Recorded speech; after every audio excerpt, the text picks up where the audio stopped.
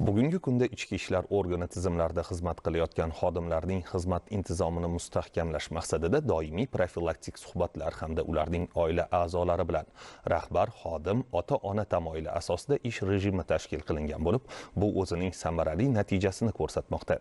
Navbatdagi lavhamizda Xorazm viloyati qo'riqlash boshqarmasi tomonidan amalga oshirilayotgan ishlar xususida so'z boradi.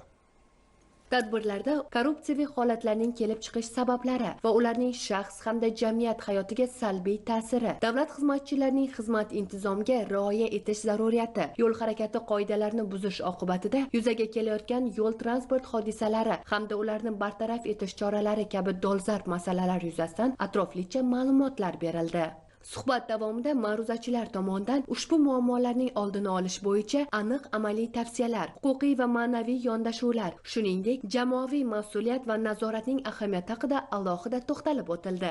Shuningdek, tadbir ishtirokchilariga yo'l harakati qoidalariga rioya etmaslik oqibatida sodir bo'lgan yo'l transport hodisalari va korrupsiya holatlari haqidagi videoroliklar namoyish etildi. Yig'ilish doirasida so'nggi paytlarda keng tarqalayotgan kiberjinoyatlar, xususan internet orqali amalga oshirilayotgan kiberfiribgarlik holatlari haqida ham ma'lumotlar berildi. Tadbir yakunida o'z xizmat burchini sidqidildan ado etib kelayotgan intizomli va faol xodimlarning ota-onalari alohida e'tirof etilib, ularga tashakkurnomalar topshirildi.